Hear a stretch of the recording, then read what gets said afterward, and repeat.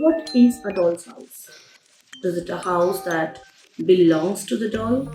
Or is it a house where a child plays with the doll? When you think about the doll, is it really the doll's house? Let's explore the first act of a doll's house to understand what this house is all about.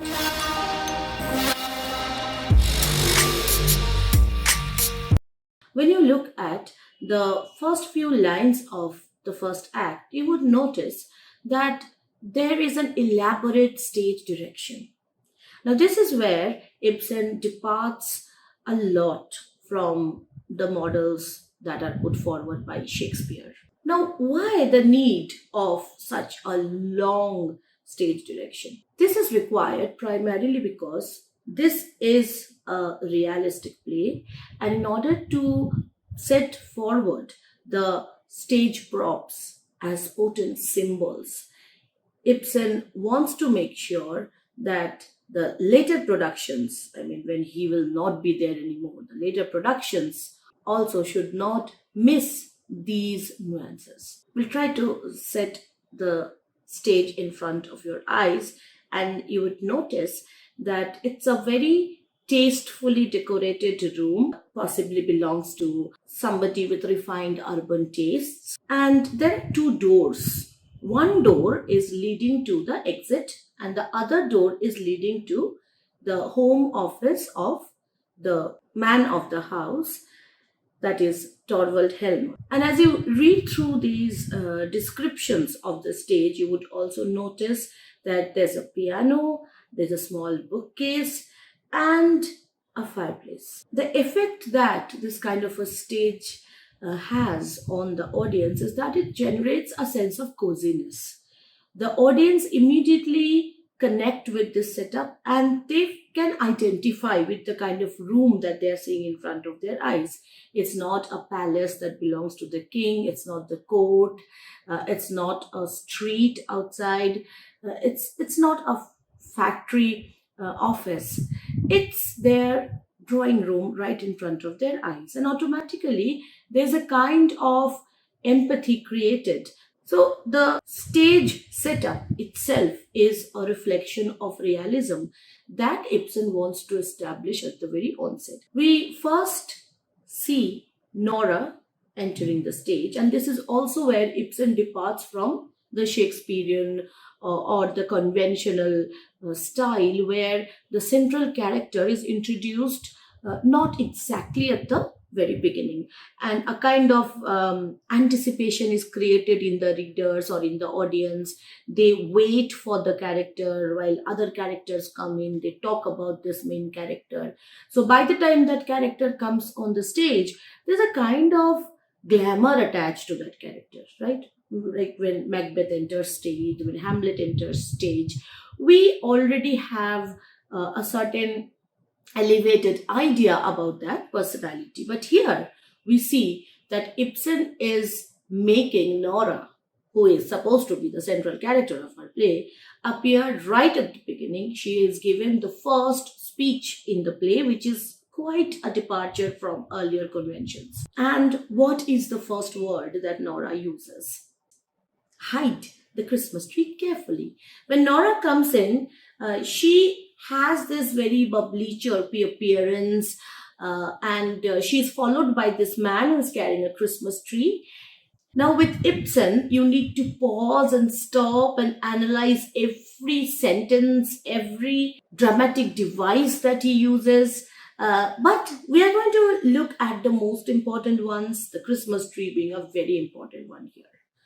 The Christmas tree usually symbolizes festivity, wish fulfillment, and it also symbolizes a time when we put on these costumes and masks. You remember our discussion in 12th night, that it's also a time when we let go of our identities, we assume a different kind of an identity, everybody becomes equal. And right after Christmas comes the time when we need to get rid of our deceptive masks and get real.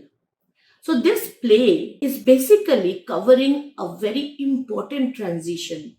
The transition from that moment of Christmas, which symbolizes uh, games of role play, to a time when reality hits. People often talk about Ibsen being the harbinger of realism in drama.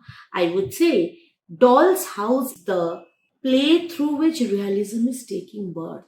When it begins with so many conventions of well made plays, and people even begin to expect it to be a well made play that is conventional, about manners and stuff.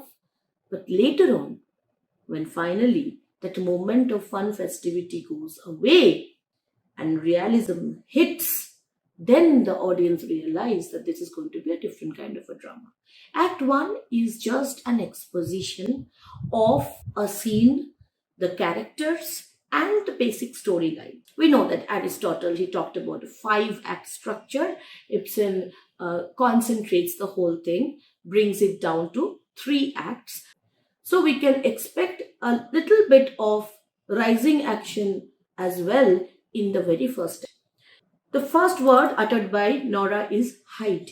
We will come to the significance of this word not now, when we will know about quite a good deal about the plot. Then we will come back to the idea that this word hide is extremely important. Hide the Christmas tree carefully, Helen. Be sure the children do not see it until this evening when it is dressed. So this is a very natural thing for a mother. She is planning for a surprise where the Christmas tree will be all decked up and then the children will see. She lets go of the porter and she is described like this. She is laughing to herself as she takes off her hat and coat. She takes a packet of macaroons. Macaroons are these chocolatey, sweet candy type things. And she is to put a couple of them inside her mouth, which shows that she has a almost girlish liking for sweets. But then there is this word, then goes cautiously to her husband's door and listens. Why should a wife be cautious when she is trying to find out if the husband is home or not? She is cautious only when she has something to hide. And at this moment, what does she have to hide? She has to hide that she is having these candies or these macaroons. She continues humming, and her husband from inside his office, he says, "Is that my little lark twittering out there?" So apparently this looks like a very, very sweet way to call your wife little. Let's just go on see what happens. Yes, it is. So Nora is also responding as if she is really like a lark, like a little bird. Is it my little squirrel bustling about? So first he calls her lark, then he calls her squirrel. Both these animals being not the epitome of strength and endurance, but rather frail but playful creatures. Okay, so Helmer finds his wife frail and playful. When did my squirrel come home? So he is not yet out of his home office and he is asking about her whereabouts. Just now. Now she keeps the bag of macaroons into her pocket. So she does not want her husband to see what she is eating, and wipes her mouth. Come in here, Torvald, and see what I have bought. So Torvald had no intention of coming out because he was a busy man. Don't disturb me. And then he realizes that Nora has used the word bought. Bought means she has spent his money and has bought something. So now he has to come out to understand what is it she has bought. Has my little spendthrift been wasting money again? Yes, but Torvald, this year we really can let ourselves go a little. So maybe last year they had a cash crunch and they couldn't afford to spend much on Christmas. But this year situations have become better, and I've already told that in our first video where we went through the whole summary that Torvald had got a good job in a bank. So this year she thinks that she can spend. This is the first Christmas that we have not needed to economize. Still, we can't spend money recklessly. So Helmer is appearing to be the voice of reason here, the voice of prudence. He wants to spend in a very wise way. He's the man of the house, and somehow he is very much like the people who the economic decisions of a household. Yes, Torvald, we may be a wee bit more reckless now, and maybe a little bit of spending here and there won't matter. Just a tiny wee bit. You're going to have a big salary and earn lots and lots of money. So, if you are an audience looking at the stage right now, how would you assess these two people? You would think that Helmer, he earns money, and he is a wise man, he's a prudent man, and this wife is so childish. She doesn't realize the value of money. She only wants to spend. And then you have this almost negative impression of Nora. If you were watching the play for the first time in 1870s, okay, so you have to put yourself back there in their perspective and see what they were looking. So Nora, a childish wife, almost like a. And then Helmer tries to tell her that yes, we can spend, but you see, I have not yet started to get the salary. I've only got the job, so let's just wait it out. And then Nora says that fine, we'll borrow till then. And then Helmer says, just come down a few lines. That is like a woman. But seriously, Nora, you know what I think about that. No debt, no borrowing. So that is his principle. And well, we all love a man of principles, don't we? So Helmer, till now, is having this very strong impression on us that he is a very solid man with solid principles. And he says that there shouldn't be any borrowing ever in our lives. There can be no freedom or beauty about a home life that depends on borrowing and debt. Good proverb, right? It's true. We too have kept bravely on the straight road so far. We have never done anything where we are indebted to anybody till now.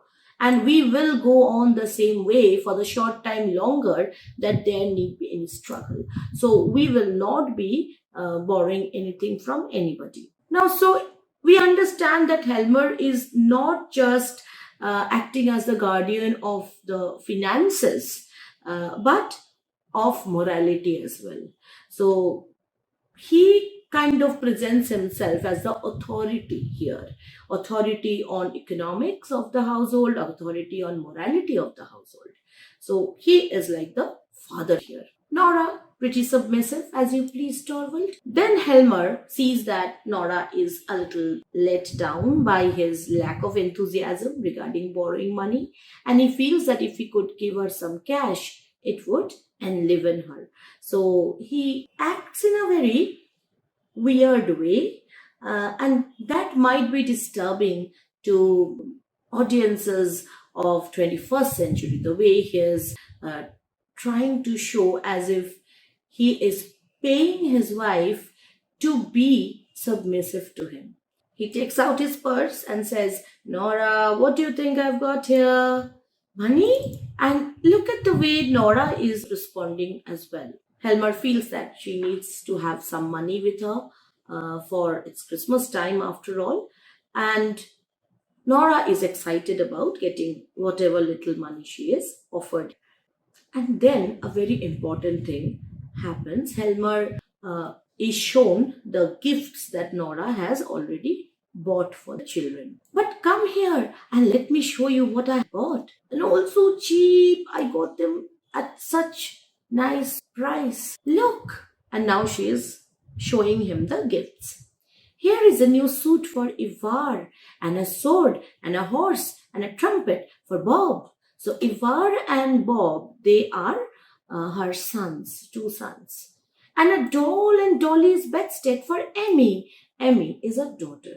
So this woman who is appearing as a child herself is mother of three children.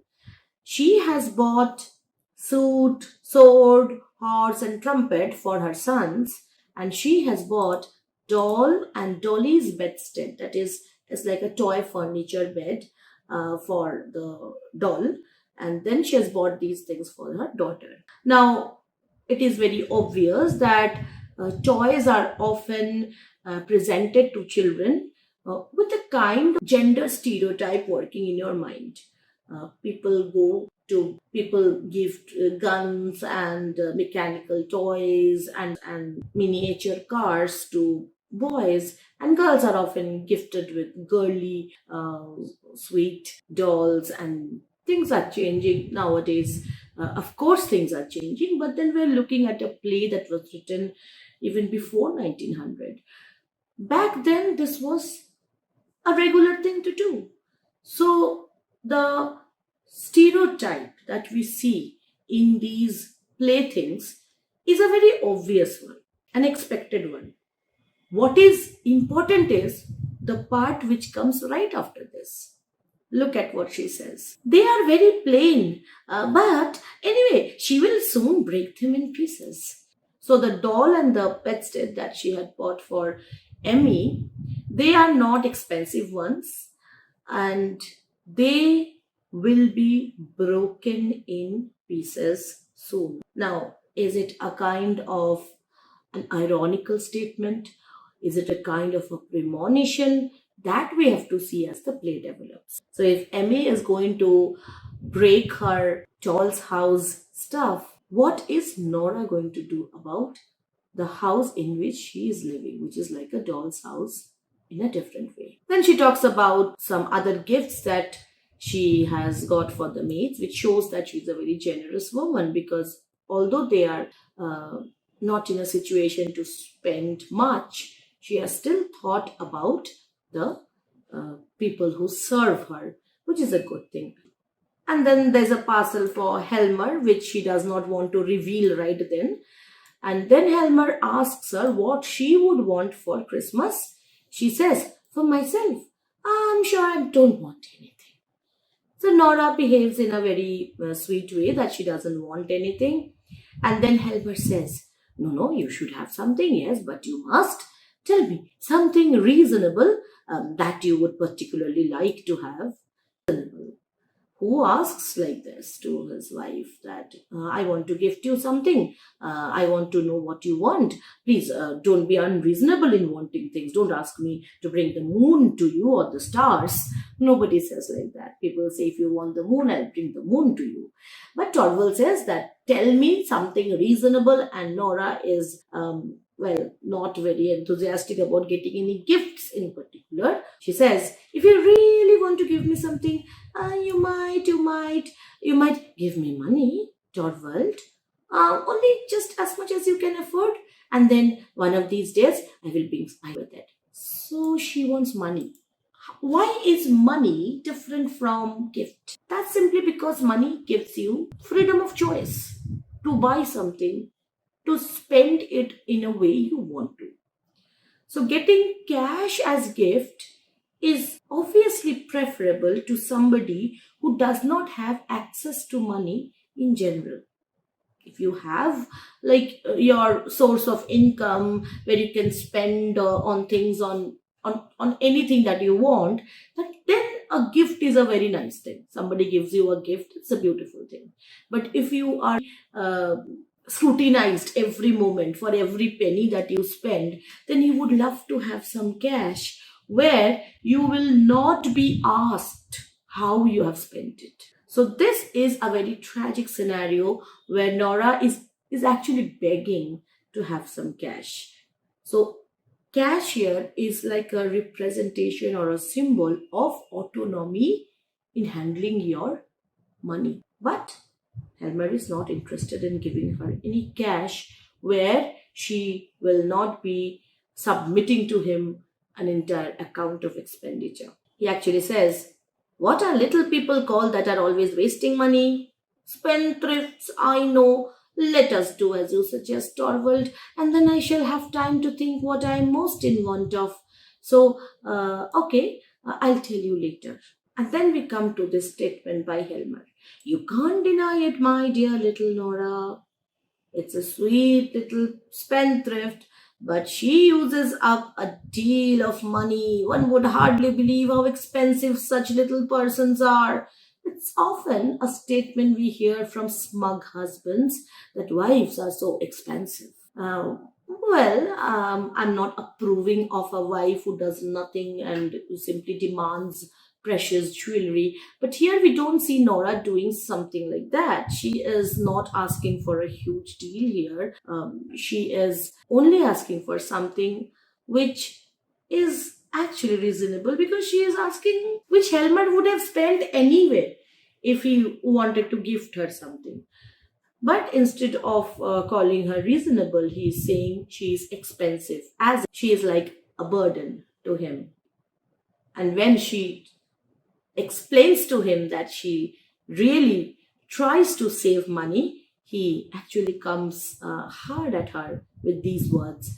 You are an odd little soul, very like your father.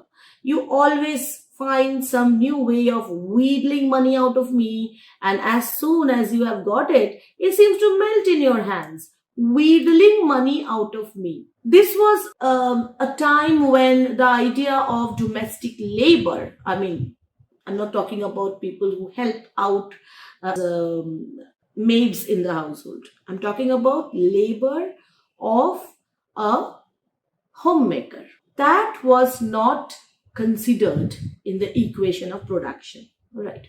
So, whatever effort Nora puts in for this family, her labor is not considered to be an investment on her part. And therefore, her demand for money is not seen as, like, if she works for her family, she needs to have a wage, and that is her right.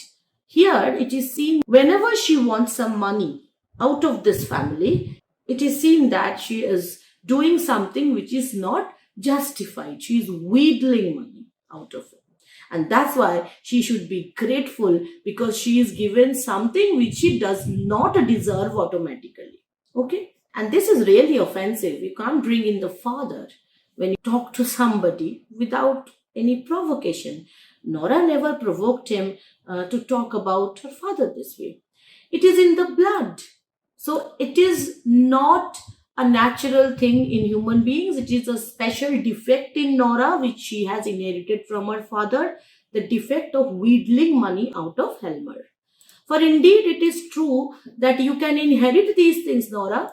So Torvald has this peculiar idea about genetics, how flaws continue through generations, and how a parent eventually affects the children. And these things will be important later in the play, when we will see how he is talking about Nora's faults as having a greater impact on the upbringing of the children. Okay, so we will come to that later. And then Helmer feels like Nora is hiding something from him. But do you know, it strikes me that you are looking rather, what shall I say, rather uneasy today. Do I? So Nora is like perpetually under some scrutiny, some gaze. What is gaze? When you look at somebody and make a value judgment about that person. So you judge somebody by staring at that person. Nora is placed on the stage from the very first moment. And you would notice that, with the exception of one, I wouldn't call an entire scene, but a little portion of the play, she is out of our sight.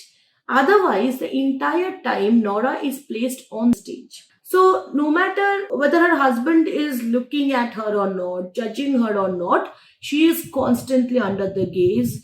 And I'm talking about the gaze of an audience who were filled with all kinds of prejudices, because they were the audience of the 1880s, 1870s. But are we out of our prejudice? Let's see. Helmer wants her to look at him.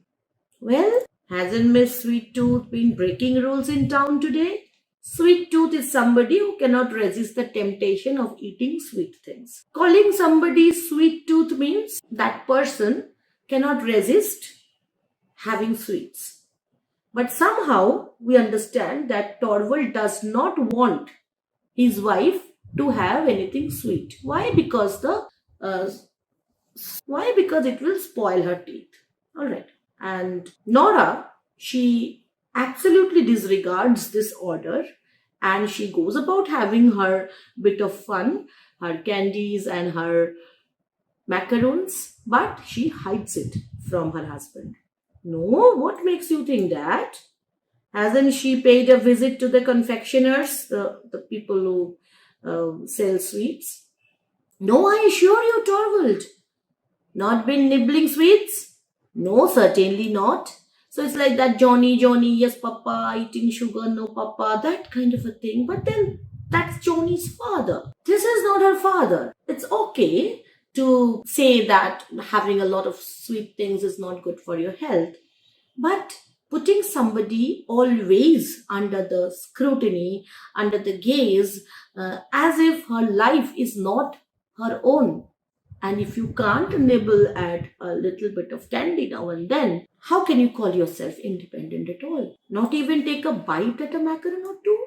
No, Torvald, I assure you, really. And we also see that Nora has absolutely no desire to tell the truth.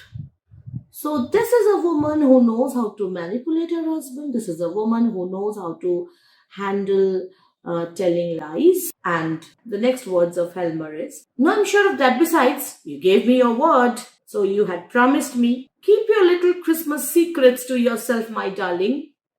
He is talking about the secret of maybe having a bit of sweet candies. Okay. So he says that, okay, you can have your secrets.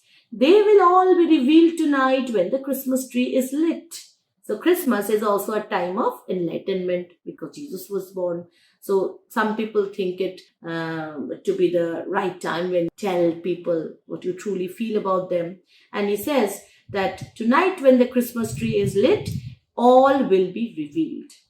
Now this is also very significant in context of the play because Helmer does not know about the secrets that are lying hidden in Nora's heart. He thinks the secrets are harmless ones like eating macaroons and small little things. What he doesn't know is that there's a very, very dark secret out there, and he unknowingly says that the secret will be revealed. Then Nora says if he has invited Dr. Rank, we come down a couple of lines to see Helmer's words here. Do you remember last Christmas? Now he talks about something that had happened the year before. For a full 3 weeks beforehand, you shut yourself up every evening until long after midnight, making ornaments for the Christmas tree and all the other fine things that were to be a surprise to her. It was the dullest 3 weeks I ever spent. So Nora apparently was making some craft or art things for the Christmas decorations, the ornaments. And for those 3 weeks, she shut herself in a room while Torvald was feeling neglected. So he says that I was bored during the time. I didn't find it dull. Nora was actually doing something else, and that will be revealed later. So remember this part, okay? When we will read that revelation, then I'll again talk to you about this statement which Helmer had made. That last year, he found Nora hiding herself in a room, shutting out, saying that she was making Christmas ornaments. And what happened after that? After that, when Torvald wanted to see those decorations or those items, then she said, how could I help the cats going in and tearing everything to pieces? So after 3 months, when it was time for her to show him whatever she has made, she said that the cat had tore everything up. Of course, you couldn't, poor little girl. You had the best intention, so fine. Helmer says that you are anyway useless and wasteful wife, so fine. And he says, this time I needn't sit here and be dull all alone, and you needn't ruin your dear eyes and your pretty little hands. So this year we have some money, so you can buy those ornaments and we can decorate our tree without you spending 3 months away from me in a dull way. And then while they are talking, there is a bell. Somebody has come. Helmer says, if it is a caller, remember, I'm not at home. So Helmer is not interested to meet anybody. The maid comes in and she says that a lady has come to meet Nora. Ask her to come in. And the maid says to Helmer, the doctor came at the same time, sir. Who is this doctor? Dr. Rack, who is a family friend. And the doctor used the other entrance, which goes straight to Helmer's room, to get into his office without coming inside the living room. Did he go straight into my room? Yes, sir. So while Helmer goes into his home office or his chamber, we see that a woman comes in and like she has come to meet Nora, we suppose. She greets her in a dejected and timid voice. So she is not very excited or enthusiastic, but she is speaking in a dejected way. How do you do, Nora? Nora can't recognize this woman. How do you do? You don't recognize me, I suppose? No, I don't. Yes, to be sure. I seem to... Yes, Christine, is it really you? So definitely this woman who has come has changed a lot over some duration of time. Otherwise, why would Nora not recognize her right away? Okay. So they are meeting after a long time, we suppose. Yes, it is I. Christine, to think of my not recognizing you. And yet, how I? You have altered, Christine. So you've changed a lot. Yes, I have indeed. In 9, 10 long years. So they have not seen each other for almost 10 years. Is it so long since we met? I suppose it is. The last 8 years have been a happy time for me, I can tell you. Now, when she can see that somebody is already very, very depressed, she is starting to talk about her happy life. That might appear to be very insensitive to us. Like she's a very insensitive person. And she goes on talking about how happy she has been, as if she's trying to prove to this woman that the choices that I have made in my life are better than the choices that you have made. There's a kind of a rivalry going on here. And so now you've come into the town and have taken this long journey in the winter. It was lucky of you. So you have come here in winter. I arrived by steamer this morning to have some fun at Christmas time, of course. Now Nora, with her chirpy little world view, she thinks that anybody who comes to a place back to the homeland in Christmas has come for some fun. How delightful! We will have such fun together. But take off your things. You're not cold, I hope. Now we will sit down by the stove and be cozy. No, take this armchair. I will sit here in the rocking chair. Now you look like your old self again. It was only the first moment. So then Christine, she recovers from her initial look of dejected tiredness, and she is feeling maybe a little refreshed by sitting in the armchair beside the fire. And she says that she has grown much, much older. So Linde's remarks about being older, it contrasts with Nora's cheerful youth. And then Nora says, what a thoughtless creature I am, chattering away like this. My poor dear Christine, do forgive me. So she has suddenly remembered something else about Christine. What is that? What do you mean, Nora? Poor Christine, you are a widow. Yes, it is 3 years ago now. Yes, I knew. I saw it in the papers. So when somebody dies, there is usually an obituary posted by the relatives in the newspaper. And maybe Nora has seen that in the papers. But she never wrote to her friend after she came to know that her husband had died. And she tries to justify her situation here. I meant ever so often to write to you at the time, but I always put it off and something always prevented me. I quite understand, dear. It was very bad of me, Christine. How you must have suffered. And he left you nothing? Now she is being very inquisitive. What has this rich man whom Linde had married left her after he died? No. So he hadn't left anything. And no children? No. Nothing at all then. Not even any sorrow or grief to live upon.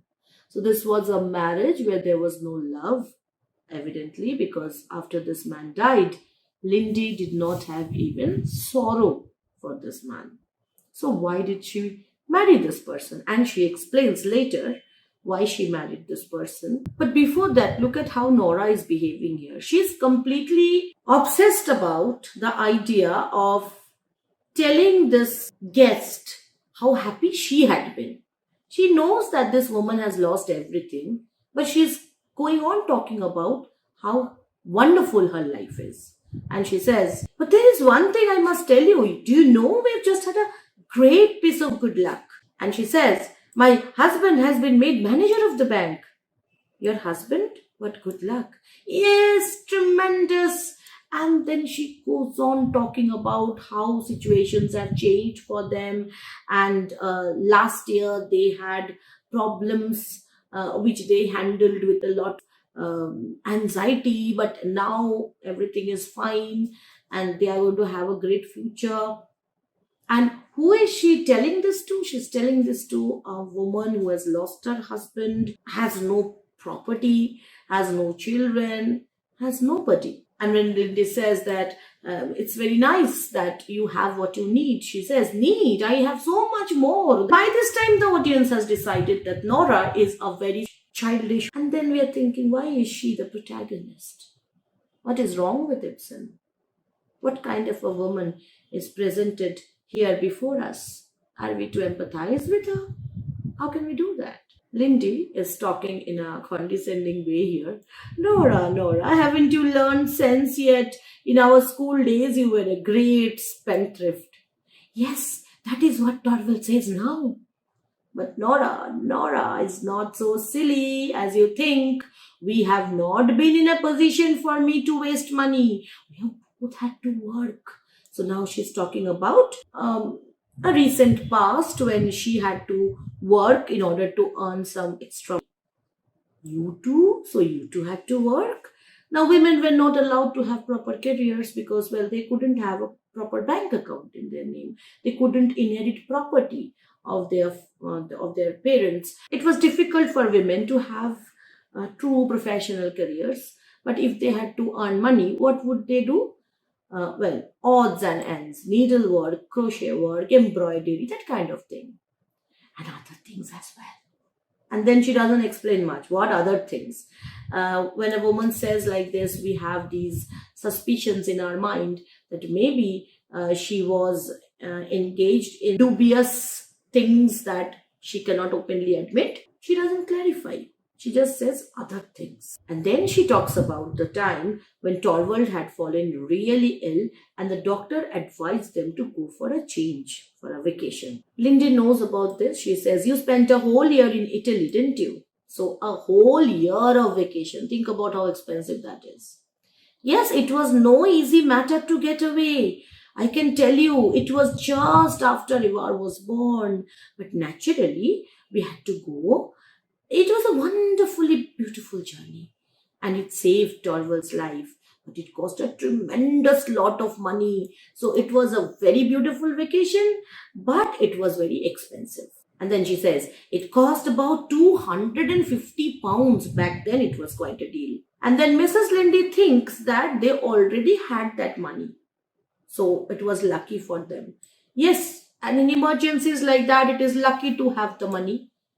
I ought to tell you that we had it from Papa. So Nora says that we didn't have the money. My father gave the money to us. Oh, I see. It was just about that time that he died. So first, she tells Linde that my father had given me the money or us the money with which we went for this vacation. So my father was our sponsor. But then if the father has done something like this, why was Helmer telling that her father has a way of wheedling money out of him? He doesn't have so much respect for him, right? If he had saved his life by sponsoring a great vacation, you should be grateful, right? So definitely there is something not going right here.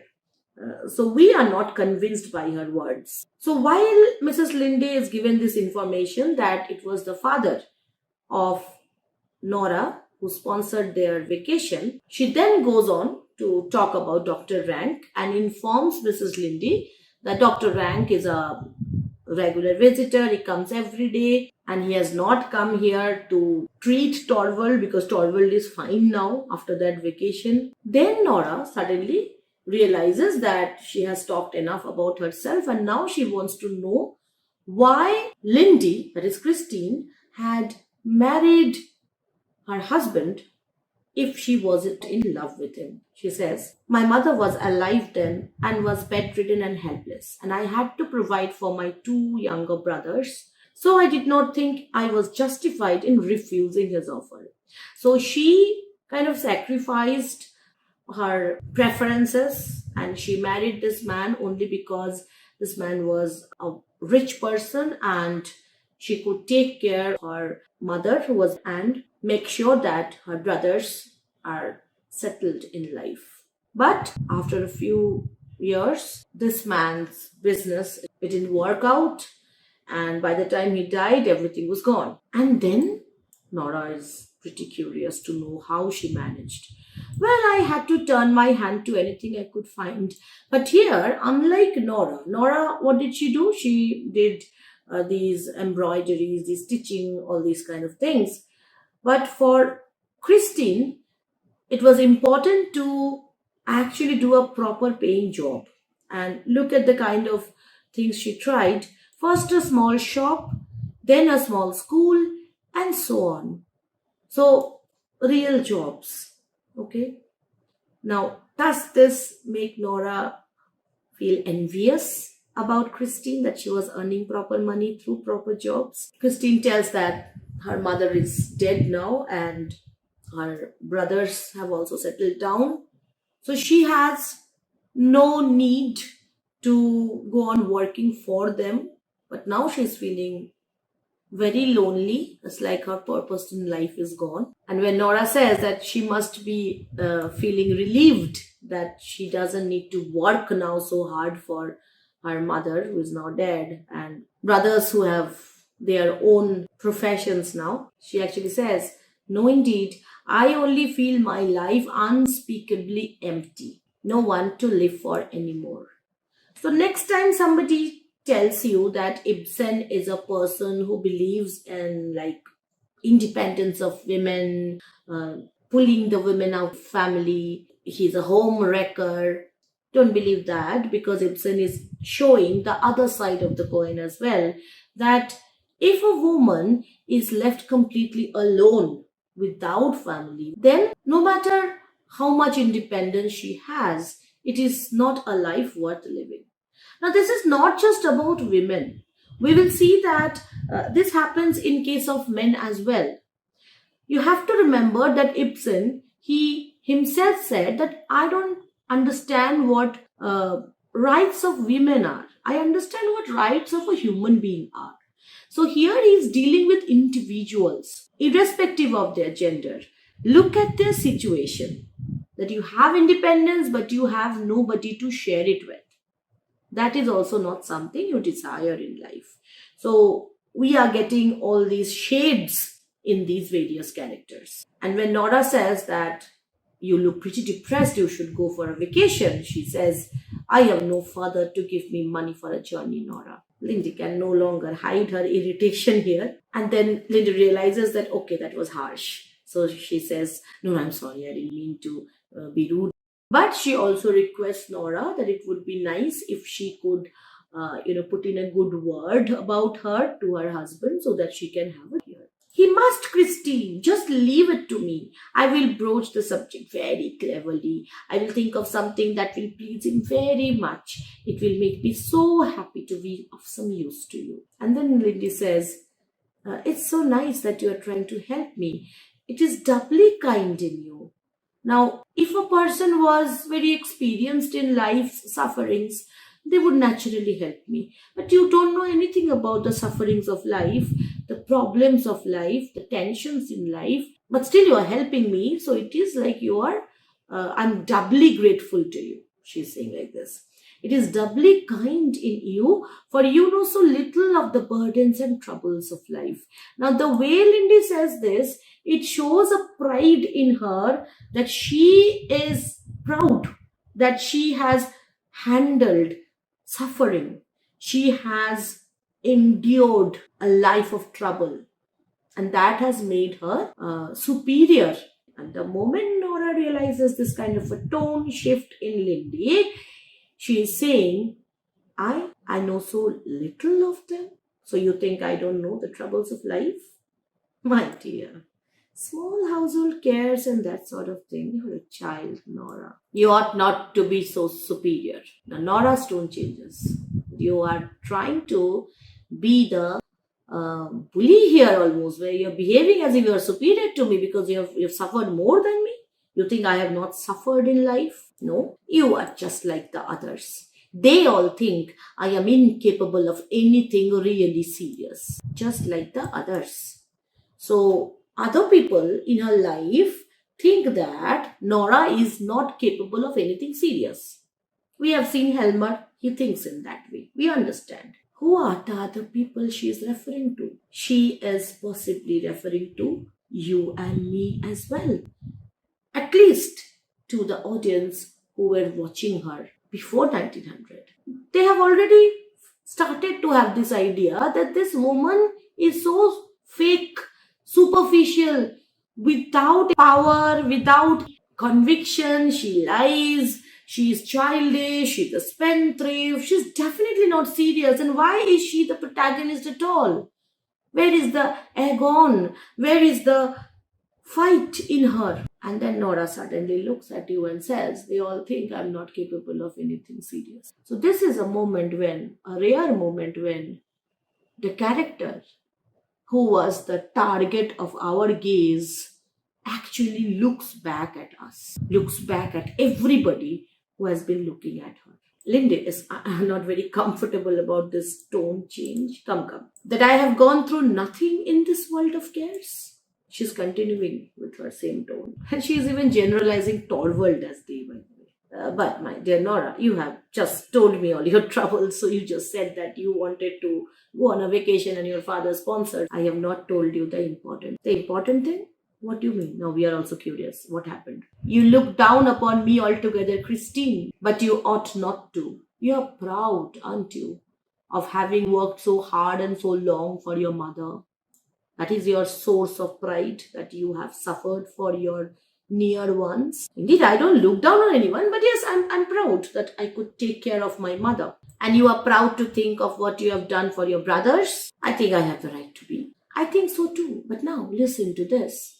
I too have something to be proud and glad of. So, she wants Linde to understand that they are not different from each other. She is as capable of sacrificing, as capable of doing something serious in life, as capable of taking responsibility of another human being as Linde had been. Okay, Linde is curious. What have you done? And then she says, "Don't let this be known to my. I'm telling this secret." And then she says, "It was I who saved life." Saved? How? I told you about our trip to Italy. Torvald would never have recovered if he had not gone there. So we had that vacation. And then Linde says, "Yes, your father gave money." Yes, that is what Torvald and all the others think. That means the father had not given them any money. But Papa didn't give us a shilling. It was I who procured the money. I got the money. Then Linde says that how could you get the money without informing your husband? Because as I told you already, back in those days, women could not borrow. Like married women could not borrow anything officially, legally, without the husband's or in some cases the father's consent. Some male guarantor must be there. Okay. Even now, if you go and if you say that I'm not a working woman, try to get a loan from a bank. Try to convince them that I am a 21st century feminist person who thinks that I work in my family, I work for my household, so that means I have a legitimate share of my husband's income. Try to argue that with the bank manager next door, you won't be able to convince him. They will need your husband's signature if you don't have a regular paying job. So that's a very common situation even now. Back then it was horrible. How could she borrow money without informing anybody? Who would give her money? What would be the guarantee that she would return it? So nobody would give her that. So she says, no, a wife cannot borrow without her husband's consent. But Nora somehow does not explain to her very clearly how she could manage to borrow that money. So she leaves things hanging in the air, keeping us curious about the whole transaction that could have taken place. And she gives a vague kind of a reply that I'm not saying I really borrowed it. And when Lindy says that you have never told this to your husband, good heavens, no. How could you think so? A man who has such strong opinions about these things, we know that Torvald doesn't like borrowing, he doesn't like being indebted to anybody. So, of course, she did not inform her husband about the money she had procured from something, like from some strange source we don't know of. And then she says why she did not inform Torvald. The Torvald would, first of all, he hates borrowing, but more importantly, it would hurt his ego to feel indebted to his wife in any way, because he thinks that he is the one who is the authority here. He is the protective patriarch, and this wife is like an angel in the house, a butterfly in the house, rather, with fluttering wings. How can he be indebted to this woman who is supposed to be a frail, fragile? So she says, with his manly independence, to know that he owed me anything, it would upset our mutual relations. Our beautiful, happy home would no longer be what it is now. So we realize that this beautiful, happy home is built on this foundation of deceit. Do you mean never to tell him? And then Nora says, maybe someday. She keeps things vague, and she also is very vague about how she's planning to pay up the whole thing, which shows that she definitely does not have much business sense. She does not know about the various terms. But what she knows is she has to somehow manage to extract some kind of cash flow from her regular expenses without Torvald getting suspicious, so that she can pay the like what we now call EMI to this person. Now you realize why she wanted money from Torvald, because that would be used to pay this lender. Now, is she appearing to be less selfish to you? And then that revelation about last Christmas. I have found other ways of earning money. Last winter, I was lucky enough to get a lot of copying to do. So I locked myself up and sat writing every evening until quite at night. Tremendous pleasure. Now, she was not making Christmas ornaments. Helmut thought she was doing that. But what she was doing was she was completing an assignment where she had to copy some documents. It was like back then they didn't have photocopier machines. So people used to copy legal documents and all. And she was getting paid for it. And she felt tired, but at the same time, it was out of the world experience for her. And she says, tremendous pleasure to sit there working and earning money. It was like being a man. So, being a man means some kind of achieving a superior status. Men by default are superior because they earn money. And money, as I've already told you, it denotes independence, it denotes choice of expenditure. So she has known about the feeling that financial independence brings in. So now, when they are going on talking about how she could have procured it, how was she returning it, we hear another bell. There is the bell. Perhaps I had better go. No, don't go. No one will come in here. It is sure to be for Torvald. So somebody must have come for some official work. The servant comes and tells, excuse me, ma'am, there is a gentleman to see the master, and as the doctor is with him, who is it? It is I, Mrs. Helmer. Now we see the reaction of Mrs. Linde is weird. She is starting, trembles, turns to the window. So definitely Mrs. Linde recognizes the guest, whoever has come now. Nora is also speaking in a very strained way, not in her usually cheerful manner. You, what is it? So Nora also knows this person. What do you want to see my husband about? Bank business. In a way, I have a small post in the bank, and I hear your husband is to be our chief now. So Torvald is going to be the manager. So he has come to meet him. Nora suddenly looks a bit relieved that, okay, this person has come for a justified visit. It's very natural that he could be coming to meet his future boss. She asks him to go into the study. Lindy asks Nora, who is that man? A lawyer of the name of Krogstad. Then it really was he? Do you know the man? I used to, many years ago. We are not given any more information at this moment. Okay. But this kind of will be an important information for us later in the play. So remember that Mrs. Lindy had a connection with Krogstad. Nora goes on to say how his wife has died and he has children. And when Lindy talks about different kinds of businesses which he probably might be running, Nora changes the topic, saying, it is so tiresome, don't talk about business now. Right at that moment, we see that Dr. Rank, he comes in. Nora introduces Dr. Rank to Lindy, and Rank says that I have often heard Mrs. Lindy's name mentioned here. I think I passed you on the stairs when I arrived, Mrs. Lindy. So it's a courteous greeting that he gives to her. And while they carry on their conversation, Rank mentions Krogstad, saying that he has come to meet Helmer, but Krogstad is a person of diseased morality. And he says this, he suffers from a diseased moral character, Mrs. Helmer. But even he began talking of its being highly important that he should live. So everybody wants their own survival.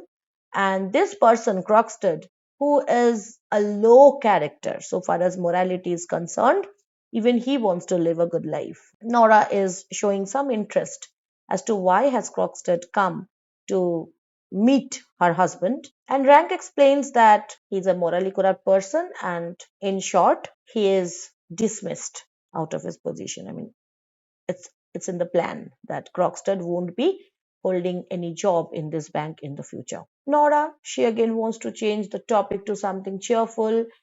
She shares some macaroon with Rank, and even to Rank, she lies a little and says that Christine has brought these macaroons because macarons are forbidden to her otherwise. Lindy is saying, what, I have never brought macaroons. But by this time, we have quite got used to Nora's lying. We actually are very unsure which words of Nora to believe in, where she is saying the right things, where she is saying the truth, where she is lying to us, to the other characters. So we are always on our toes when it comes to Nora. And then Nora says, it's something I should dearly love to say if Torvald could hear me. So she now is feeling very cheerful. Probably there's the sugar rush because she is munching on macaroons and she wants to say something which she feels that uh, she's not supposed to say. It's not proper for a woman to say out loud. And she says, I daren't. It's so shocking. Shocking? Well, I should not advise you to say it, Rank is saying.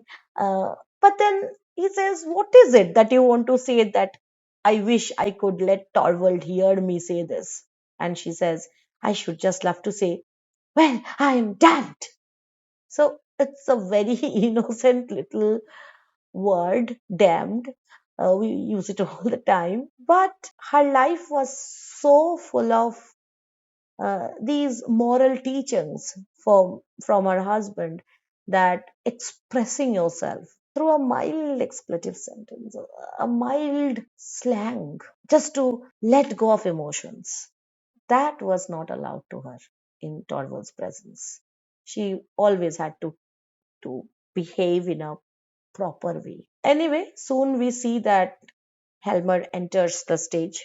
and he is introduced to Linde, but he does not recognize her.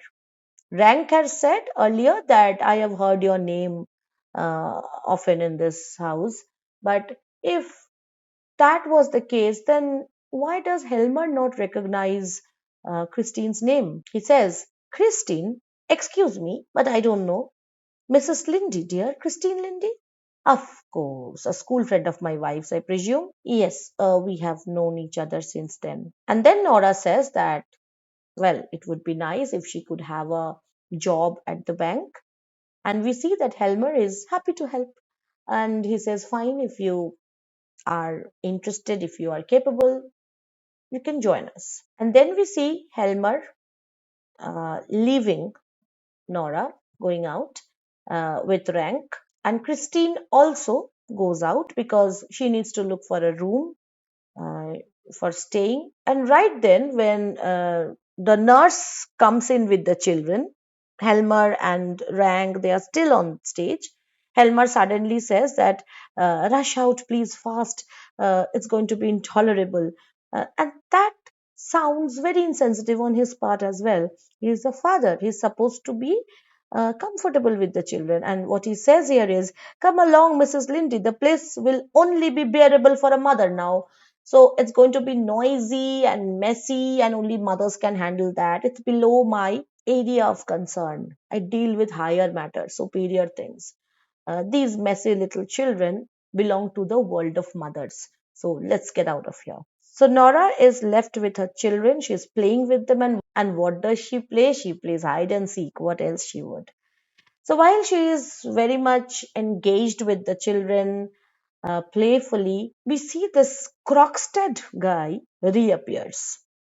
This time, Krogstad knows that Helmer is not in the house, but he has still come. Nora wants to know why he has come, and Krogstad says, the outer door was ajar. I suppose someone forgot to shut it. My husband is out, Mr. Krogstad. I know that. What do you want here then? So why I have come? Like, my husband is outside. So I have come to have a word with you. Why should Krogstad have interest in Nora? Now we are getting more curious. With me? And then she makes the nurse take away the children. She is all alone on stage with Krogstad. And then she says, today, it is not the first of the month yet. It is Christmas. So it is definitely not the first of the month. Then we begin to realize that, okay, this may be the person who has lent Nora that money. And that's why he comes to her in the beginning of every month for his installment. So she says, today is not the first of the month. No, it's Christmas Eve, and it will depend on yourself what sort of a Christmas you will spend. What do you mean? So his tone has an element of threat in it. Today it is absolutely impossible for me. I can't give you any money today. Krogstad is interested to tell something else to her. He says that I saw your husband walking down the street with a lady, and he asks if that lady's name is Mrs. Linde. Nora says it was. And then he inquires, is she a friend of yours? Nora is confused. Why is he talking about Mrs. Linde? Linde was also talking about him. What's the connection? He says, I knew her too once upon a time. Nora says, yes, I'm aware of that. Nora says that Linde just told me that, well, you two knew each other. Then Krogstad says, okay, so she is your friend and she is now going to get an appointment in the bank. And we understand that Krogstad's job is actually given to Linde. And he thinks that Nora is behind this. Of course, Nora is behind this because Nora recommended Linde to her husband. So now Krogstad wants Nora to convince her husband to let Linde go and let Krogstad retain his job. Okay, that is his uh, point of argument. So he says, you will be so kind as to see that I am allowed to keep my subordinate position in the bank. Nora says, I can't do that. I can't influence my husband. And he says, yes, you have already influenced your husband in recommending your friend. So why can't you use that influence for me? And then things are turning bitter on stage, and we begin to realize that Krogstad has actually come to blackmail Nora. But then Nora says that I give you installments regularly. So why are you doing this to me? I have not failed to pay you ever. Then Krogstad says it's not about the money, it's something else that you have done. And he says, listen to me, Mrs. Helmer. If necessary, I am prepared to fight for my small post in the bank as if I were fighting for my life. And then he says, it is not only for the sake of the money. I've not come here for my money. Indeed, that weighs least with me in the matter. Doesn't matter to me at all right now. What matters to me is there is another reason. Well, I may as well tell you, my position is this. I dare say, you know, like everybody else, that once, many years ago, I was guilty of an indiscretion. So I had been imprudent. I had done something wrong. Then Nora says, yes, I have heard that. And then he says, the matter never came to court, but every way seemed to be closed to me after that. So I had suffered through my life, paying the penalty for what I had done, although I was not actually um, convicted or put behind bars, but I have suffered professionally because of one indiscretion, one wrong decision that I had taken. He says, listen to me, Mrs. Helmer. Either you have a very bad memory or you know very little of business. Now he wants to go through the details of the transaction that she had done. When your husband was ill, you came to me to borrow 250 pounds, and then we hear that he promised to get that amount for her only with a condition. And what was the condition? Below your signature, there were a few lines constituting your father a surety for the money. The guarantor will be your father.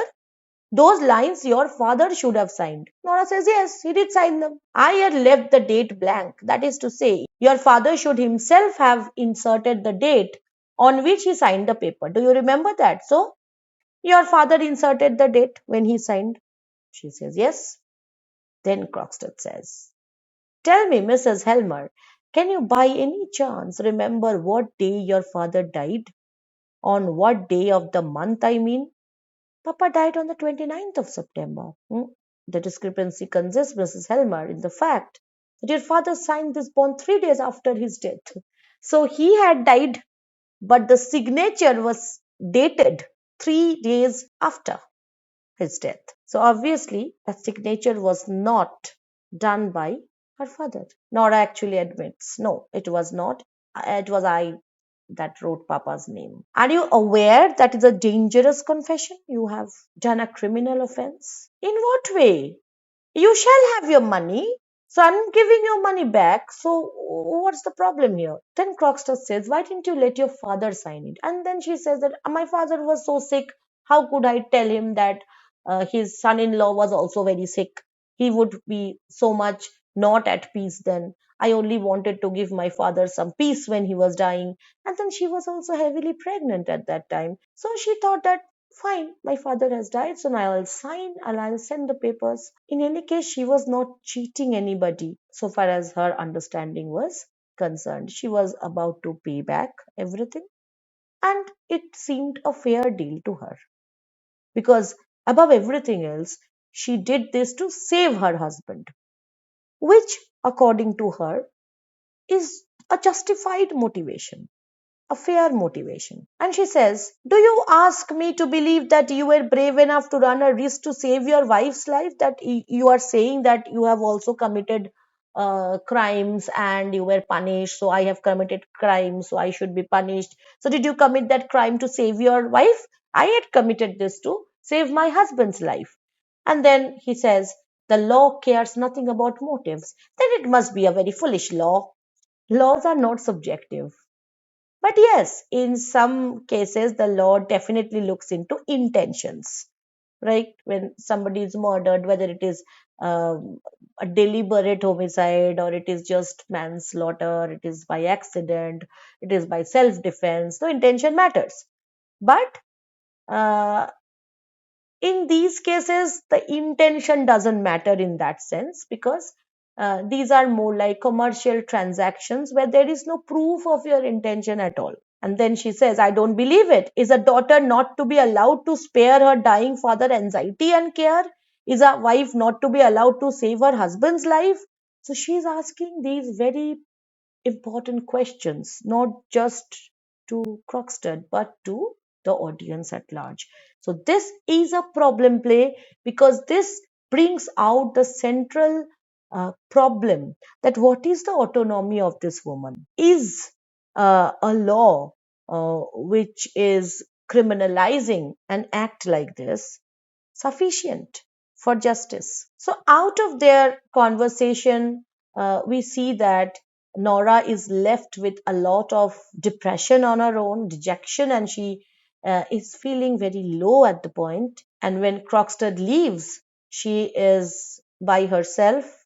The children want to come back to play with her, and she doesn't want them to come. And she says, no, no, not now. But mother, you promised us. Yes, but I can't now. Run away, and I have such a lot to do. And so she wants to be on her own. She wants to decorate the Christmas tree. The tree is brought in. She begins to decorate the tree, a candle here and flowers there. And then she goes on saying, the horrible man. It's all nonsense. There's nothing wrong. The tree shall be splendid. So once she's talking about the tree, the decoration, and then she's distracted by Krogstad's words. What if he tells everybody what she has done, that she has forged the signature? What if he informs everything to Torvald? I will do everything I can think of to please you, Torvald. I will sing for you, dance for you. Right then, Helmer comes in. Oh, are you back already? And then Helmer asks that what was Krogstad doing here? Okay.